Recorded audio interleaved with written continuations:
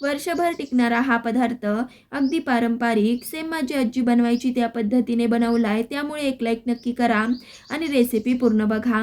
तर त्यासाठी पटकन छान मोठी आणि कडक कैरी बघून घ्यायची. सोबतच कैरी घेताना पकलेली ही असावी, ही महत्त्वाची गोष्ट तुम्ही नक्की लक्षात ठेवा. आता आपण ही घेतलेली कैरी स्वच्छ अशी धुवून पूर्णपणे कोरडी करूनच वापरणार आहे. आता आपण ह्या कैरीचं सगळं असं साल काढून घेतल्यानंतर बारीक अशा किसणीने किसून घेतली. सगळी कैरी किसून झाल्यावर कोणत्याही घरातल्या एका वाटीने हा किस मोजून घ्यायचा आहे. तर ह्या वाटीने बरोबर पाऊण वाटी हा किस भरला. त्यानंतर मोजून घेतलेला किस कढईमध्ये काढला. नंतर हा 2 ते 3 मिनिटं असाच परतवला.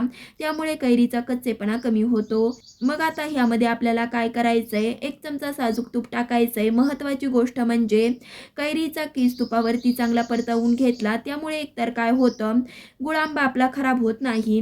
नंतर ज्या वाटीने आपण कैरीचा किस मोजला त्याच वाटीने बरोबर पाऊण वाटी गूळ घातला. गूळ घातल्यावरती सतत हलवत हलवत मंद आचेवरती परतवून घेतलं. पाहू शकतात 5 ते 7 मिनिटानंतर हे मिश्रण बरंचसं पातळ दिसतं. पुन्हा 3 ते 4 मिनिटं परतवून घ्यायचं. 3 ते 4 मिनिटानंतर पाहू शकतायत हे बरंचसं घट्ट झालंय. ह्यापेक्षाही जास्त आटवू नका, कारण जर का आपण ह्यापेक्षाही जास्त आटवलं तर गुळांबा आपला थंड झाल्यावर कडक होईल. त्यामुळे लगेच आपला हा गुळांबा थंड होण्यासाठी बाजूला ठेवून द्यायचा आहे. चला तर 7 ते 8 मिनिटातच गुळांबा आपला पूर्णपणे थंड झालाय. स्वच्छ कोरड्या काचेच्या बरणीत भरायचा आहे.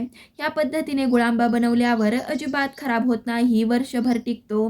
तर आज आपण रसरशीत मस्तपैकी वर्षभर टिकणारा गुळांबा कसा बनवायचा ते पाहिलंय. तुम्हीही ह्या पद्धतीने बनवा. कसा वाटला कमेंट करून सांगा. लाईक, शेअर, सबस्क्राईबही नक्कीच करा. धन्यवाद.